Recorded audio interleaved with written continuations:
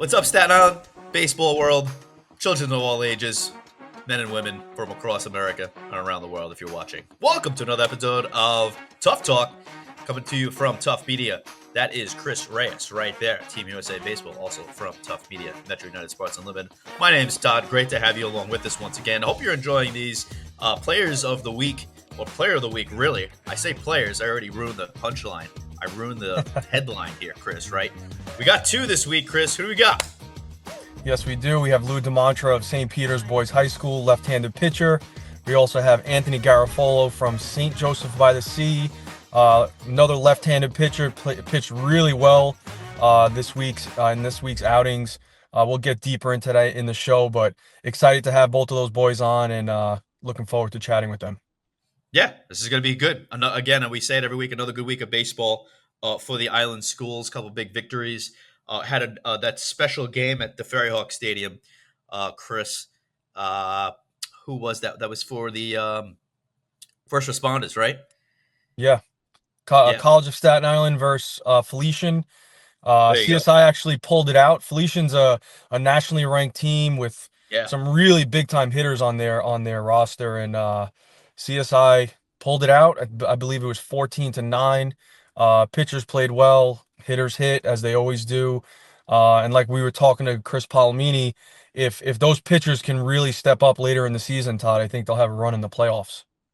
Yeah, speaking of, no slouch over there, that Chris Palomini guy, who we mentioned this last podcast a week ago, ranked 10th in the country.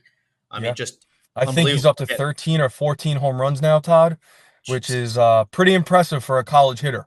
My goodness, yeah. It's not easy to do, especially at CSI. The ball does not really fly there, so he's providing a lot of impact for that lineup.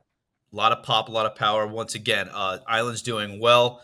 Tottenville victories, C victories, Peter victories, all over across the board. Farrell victories. I saw Chris. We're doing well. I think we're shaping up for a good postseason. I think we'll have a fair amount of teams really battling, right, Chris? I think for some.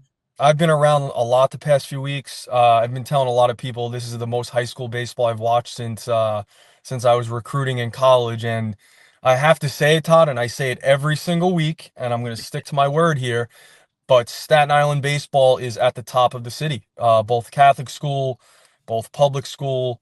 When you look at Tottenville's lineup, they're hitting, they're pitching. I was at the Newdorp Grand Street contest last week on Friday. Newdorp is right in the mix. Grand Street is obviously a very good team. They won the city last year at Yankee Stadium. But Newdorp is right there, man. We were out to see Farrell versus Fordham Prep, I believe. Yeah, Fordham Prep. And Fordham Prep always brings an A-plus team, and Farrell took them down. A ton of just really good baseball coming out of Staten Island, Todd. Good.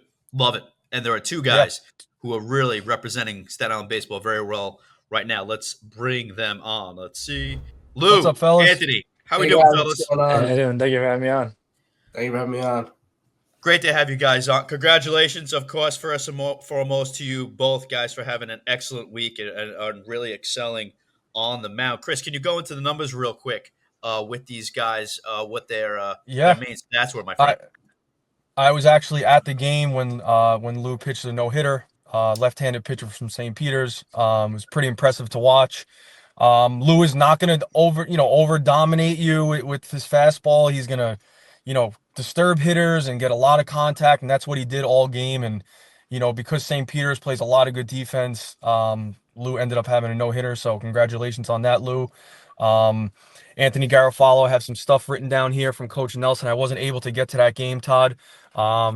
So Anthony is 3-0, and Anthony, if I'm incorrect here, please correct me, but 3-0. You have 32 total strikeouts on the year, a 0.29 ERA, which is really impressive. Really impressive, guys.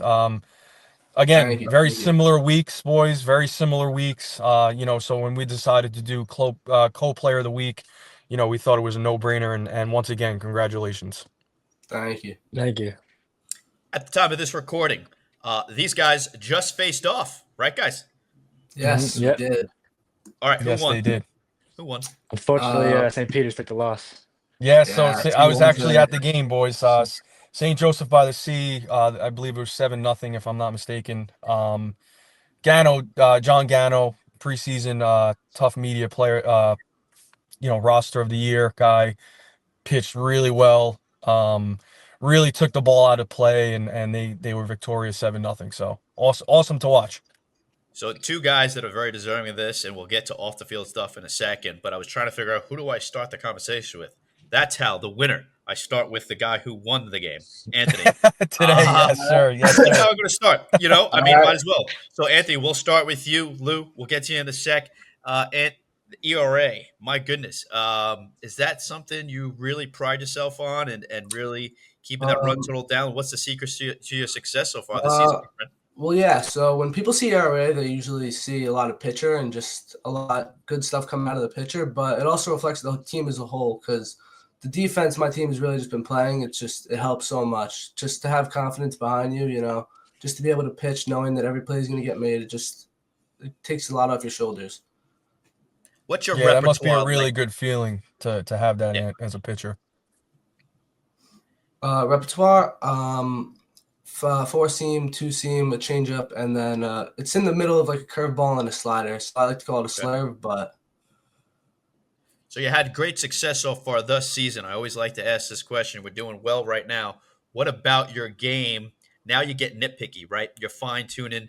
mhm. Anything you would like to change and like to do better for the rest of the season?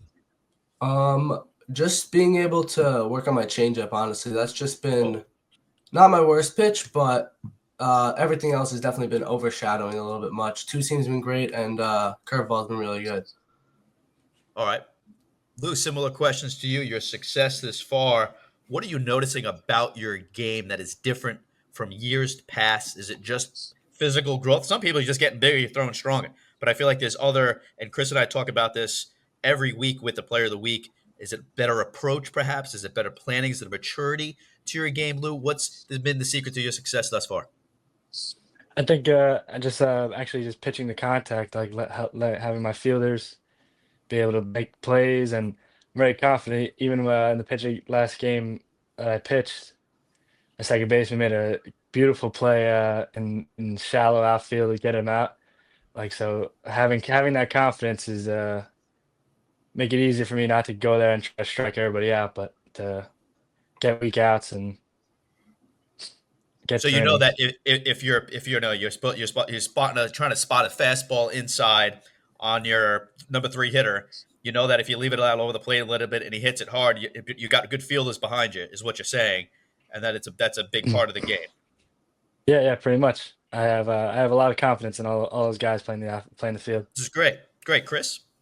Yeah, both of you guys have really good defense behind you.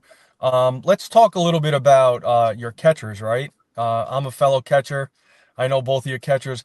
How is that playing in such a huge role for you guys? Just in regards to like little kids and how they can understand the game better.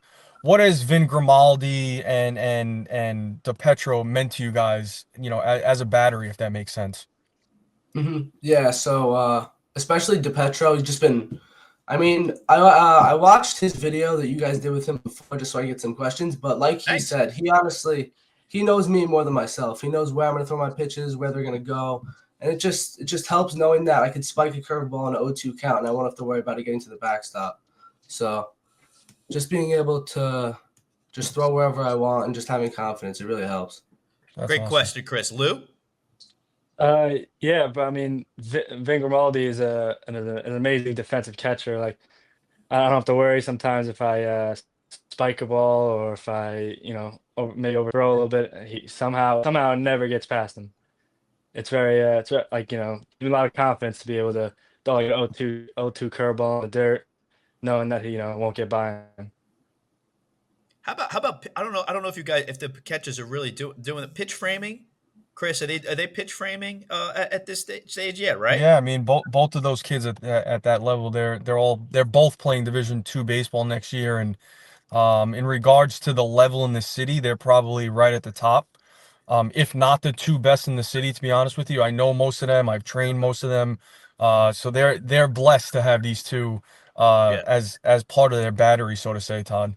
Absolutely. And Lou, I'll continue with you with you're saying how it helps to have knowing back that he's a great defensive catcher. But also, what about game plan wise and doing things like pitch framing? Is that something you realize and that again gives you that confidence on the mound, Lou? Yeah, yeah. He definitely could steal me a lot of strikes, which is great to have as a catcher. Um, yeah, I mean that really helps a lot. I don't know. Yeah, no, that's fine. Yeah, Yeah, that makes sense. absolutely. Anthony? Yeah. Yeah, like Lou said, just stealing strikes just helps so much, honestly. And it just helps to know on days where I don't have my best stuff or on days where I'm not throwing my hardest, I can go a little bit out of the strike zone. He'll still sometimes be able to pick up those for strikes. So, That's great. Guys, I have a question for you. Because you guys were at one point, the 9 and 10-year-old kid that may watch this podcast, right? Anthony, I know you since you're a little kid. Lou, I didn't know you when you were a little kid, but I'm sure that you looked up to certain kids on the island or a kid that was committed to a school or, you showed up at a local league and this kid is supposed to be the quote unquote stud, right? The older kid. You know, let's talk a little bit about the psychology of how we can mentor a kid that is a pitcher and is having trouble going the distance, so to say, right? Just give us some insight, if you can, from your perspective, obviously, and what you feel. What allowed you guys to go complete game? And Anthony, if we can start with you, what would you tell your younger you, the secret to getting a complete game victory, mhm. going well, that far into games, if that makes sense? mhm. I mean, it starts honestly the day before, getting sleep, electrolytes, water, and just getting enough like food and carbs in your system so that you'll be able to go the distance. But first pitch strikes is a huge thing, honestly, for me. Just being able to be ahead in the zone and just to be able to attack hitters, it just helps to go right at them and it forces contact, and especially goes back to the defense that I have behind me. So all around, it That's just really huge. helps. And I love that you said first pitch strikes because I know that velocity is a huge thing and nowadays. And if you don't get that first pitch strike, none of the velocity means anything if the kid is at Hmm. first base, right? Or he's standing on second. It's a great point, and if you're a young athlete listening, that's great advice, Ant. But I would love to hear more from Lou. What is the secret sauce, man? Going 7 innings. I'm sure that you've done this in the past because you look very comfortable on the mound when I was at the stadium. What allows you to go deep into games? Because I know that it's a lot of like, how hard can I throw? And usually when it's just all about velocity, it only lasts for a few pitches, right?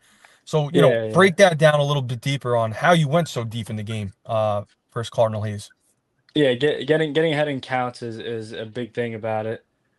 Try not to fall down, 2-0, 3-0, or try to stay ahead and just pound the zone with strikes. That's awesome, man. Very Yeah, good. it Great makes sense. advice. Great advice. Great advice. Love it. And now, so I got to ask team wise, Anthony, I'll go to you. Gosh, one of the best in the city right now. Are we making a run for city champs this year? How Yeah, are you definitely. feeling? Yeah, really confident, honestly. I don't know how many games we've played, but right now we're undefeated, and we've been playing all around great, 1 through 9, just hitting the shit. Sorry, just hitting the ball. Honestly, we've just been really just raking. Hitting the And spit out of the ball, hitting the yeah, spit yeah, out of the yeah. ball. Yeah, Also, That is the pitching. truth, Todd. They are hitting and playing defense and pitching. You can't really beat that trifecta is hard to beat. And just defense too. Just because some days, because some guys may not have their best days, but just everybody else is always picking each other up. So. I think I asked Anthony the same question to Petro when he was on. If there's any aspect of the game as a team as good as you're doing, right? Like maybe it's a Tierney senior thing. As good as you're doing, there's always something you could be working on to get better, to fine tune, or when it comes to playoff time, right? Throw the season away. It's playoff baseball. It's postseason baseball. You can't do X and expect to win a championship. If there's any aspect of the St. Joseph by the Sea team or your game, what is it that could spell disaster for you guys that you can't do when it comes down to the city championship game? Um, I mean, we haven't really seen too much of it now, but because we've been pretty much spotless for Okay, defense, but just making those routine plays, honestly, just small things, they add up if you mess them up. that's So fair. just Because sometimes, bats won't wake up, but we'll always have timely hitting. So as long as we rely on some defense and some pitching, we'll be all right. Got it. Yeah, Lou, so something far similar. so good, boys. So far so Yeah. good for C. Yep. And Lou, you guys coming off of an amazing year last year, right? I mean, Peters and Coach Glenister has done an amazing job. Similarly, what is going to be the key to success to beat the guy next year, and potentially verse each other in the round of the playoffs? What's your X factor that if we don't do this right, we're not going to be able to win the city champion? What is that for you? I think it's our hitting. Sometimes some games we like take too long to finally score some runs, and I think if we strike early, I think our pitching is well enough that we can hold them and possibly win the game. From starters to relievers, we all pitch pretty well. Gotcha. Yeah, All right. that's a great assessment, Lou. I would agree with that. And man, if you guys turn it up a little bit with the bat, you guys are going to be a problem down the playoff run. Yeah. So I do hope you guys turn it up. I do hope that obviously St. Peter's gets back to what they had last year, and it's not far out of reach, but hitting component is huge down in the playoff runs. I always ask this of everyone. It's one of the ones I dislike. Lou, I'll start with you. The base MLB baseball team that you follow and cheer for, but also who has inspired you as a pitcher specifically? Is there a pitcher that you really like out there that you maybe not model your pitching after, but someone you just admire their Chris always talks about approach and planning prior to. Is there a pitcher in particular like and a team you like there, Lou? Yeah, I love the New York Yankees. I try to go to as many games as I can, and the new guy, Max Fried, now he's been pitching pretty great, and I like him because he doesn't, have a crazy fastball, but he's gonna get weak outs. He still get the strikeouts on his breaking ball and stuff, and I think that's just a great pitcher to look up to. I thought that was a great pickup by the Yankees. Mm. I feel like, yeah, you lost Soto and that stunk, but I felt like they did a lot with a little, if that makes sense. Yeah, They they got a got lot of little components, and that guy is one of those guys. Talk about, I asked you guys, what's your X factor for not winning? He, to me, is one of those X factors why they're going to win, mm. Most right? definitely. Yeah, most definitely. He's been great already. We're like 5-0 with him on the mound, I think. It's great. He's That's a a game great changer. comp. That guy. Yeah, he's a game changer. Mm. He All right, really is. Anthony. Same question for you, my friend. The MLB Uh, team you like, and a pitcher that you again doesn't model after, but someone you just kind of like to follow. Yeah, so I agree with Lou. I'm also a Yankee fan, but I mean I know they just beat the Yankees in the World Series, but if I had to pick one person, it'd probably Clayton Kershaw. Kershaw, old Yeah, it man That's a good one. wasn't always like the hardest story, but he had great off speed. So He just always is. hitters off balance. So He's always got guys off balance, and that's one thing I like. And Carlos Payne on MLB Network always talks about effective velocity and changing the rhythm and timing of a hitter, and coming mhm. at it with because Clayton, I feel like he does that hold right. Yeah. He holds it sometimes, and then the release, or sometimes he's a quick pitch and he just goes. Like Mhm. as a hitter, and Chris, you can chime in too. Like that throws you off, man. Well, Right, Chris? it was definitely what Lou did at the stadium last week, which was like I said, and I'm sure Lou would agree with me here. He's not gonna wow you with 92-mile-an-hour velocity, but there's something that he's doing that is similar to what you're talking about: disturbing timing, changing eye levels, uh, Yeah. making you uncomfortable in the box, which is Right. it gets overlooked nowadays, Todd, to be honest with you, because Yeah. velocity is the buzzword. Always. But getting back to just good old pitching, right? Right. Kind of like what Lou did last week is a pleasant thing to see. It really is. Yeah. Yeah, and that's a great person to look at. And again, both of you Southpaws, Clayton, first ballot Hall of Famer guys. Lou, what do you think? Yeah, I think so. Yeah, for He's sure. certainly done enough. I mean, he's got. Mm. I know he was off last year, right? Because he got hurt, and Mhm. now he's like, isn't he like fourth or fifth in the depth chart? Really? Yeah, he's still just He's still a stud, but yeah. he's not the ace, right? I don't No, think he but is. No. Grace. I mean, you could He's getting argue. old too, Todd. He's getting Yeah, old, that's what I'm man. saying. He's Yeah, old man Kershaw at this point, he is. But all right. Anyway, getting back, I always like to hear. Sometimes you hear there's especially with hitters a rhythm and a rhythm to their batting stance that they like to emulate. And sometimes I like some pitchers like the pitches that they throw or how they're released. And Kershaw, Anthony, I think is great because again, I feel like rhythm and timing and body awareness for a hitter is so important. That Kershaw is a great comp to someone that throws you completely off. Hmm. So I think that's great, guys. Chris, you got any other questions for our No, players that's of it, the week? guys. I All right. the one thing I always want to say, guys, and it's a pleasure talking to you guys because like Ann, I know you since you're a little kid, and Hmm. it's fun to watch you guys grow up. It's fun to see you guys mature as young men. And I always leave everyone with a little bit of wisdom, like we have to be part of the change in this game, right? In this community. Um, so make sure you guys, when you go out there, there are little kids looking up to you guys, right? There's gonna be little kids that watch this video, this podcast. It's gonna be posted on Instagram. It's gonna get a ton of views.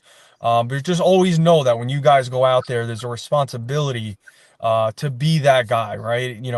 My dad always used to say that pressure is a privilege, right? So being the guy that gets selected as player of the week or gets committed comes with a responsibility, and you guys are living up to that responsibility. And good luck this next week coming up, and we appreciate you guys on the podcast.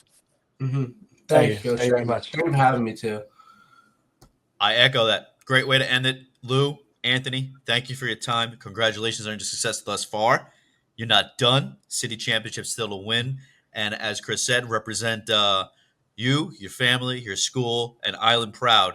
And let's bring home a city and state championship. All right, fellas. So again, Yeah. thank you for your time. Thank you for your What? patience. And good Thank luck you. the rest of the way. Thank you, Thank you. Have fellas. a good night. All right, Thank guys. you. Boom. Boom. There we go. Wow. Another couple of good guys, huh? Oh man, gentlemen. I told you, Todd, we for a long time, Staten Island baseball, and I can say this because, I used to recruit for, a college, and Right. it was almost like it was taboo to recruit Staten Island kids.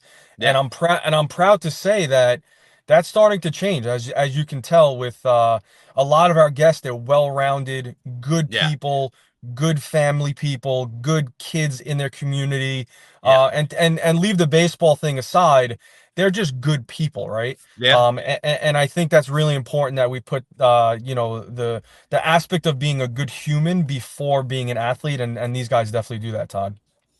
You said it last week, and that was one of the clips that we were sending out there. What makes a player of the week? And it's a well-rounded thing. And these guys embody that, and they were great, well-spoken, and know the game very well, and they're kicking butt. I tell you. Yes, they are. So hey, great to have them on. Great to be with you as always, Chris. Great Sir. to have you following us along, of course, on the Tough Talk podcast as we continue through a very successful Staten Island baseball campaign for 2025. We hope you enjoy the content. Like, share, comment. Be sure to ask us questions. You know what? I'm going to put that out there. I haven't said that Love yet, it. Chris. You Would know love what? that. If you guys have questions for our next episode, once it's announced, I think you should get in touch with Tough Media, and I think you should in the comments, if someone's announced, let's say it's Chris Polamani again. It won't Sure. be. It'll be somebody else. But maybe you want to ask him a question. Why don't you submit your questions, Chris? Right? Let's That have might them. that might be a great post, Todd. I might do that tomorrow morning. That's a great post. Yeah, Love that. if you know these guys, you know who's doing well on the island. To our viewers and our listeners, why don't you send on in a question, whatever it may be? You see that I even ask about Major League, right? Chris likes a approach and a message for kids that are listening. Maybe the kids have a question. Mom and dad have a question. Submit that to us, and we'd love to ask the player of the week. And who knows? Maybe this will culminate to all the players of the week gathering together for a little town hall. Yes, I don't know. sir. And then And we don't can really forget May 5th, Todd. Remind those guys May 5th in the stadium if you could take that and run with it a little bit. That is correct. May 5th, this coming Monday, Cinco de Mayo. It is a celebration, not just for the Cinco de Mayo, but it's a celebration of life. We are celebrating Rory DiCristoforo. We are celebrating the DiCristoforo family. We are honoring them and the legacy that she left behind and being there for them, but also at a beautiful field, Staten Island University Hospital Community Park, the St. George section of Staten Island. It's St. Peter's versus Farrell. It's a 7 p.m. start time. If you'd like to be there, please do. It's going to be a great game. Stands are open, so you can enjoy the concession stands. If you can't make it, no worries. Tough Media's got you covered. We'll be broadcasting on the Athlete PD YouTube channel, so you don't need to log in. You can just type it in, and you'll be able to find the stream.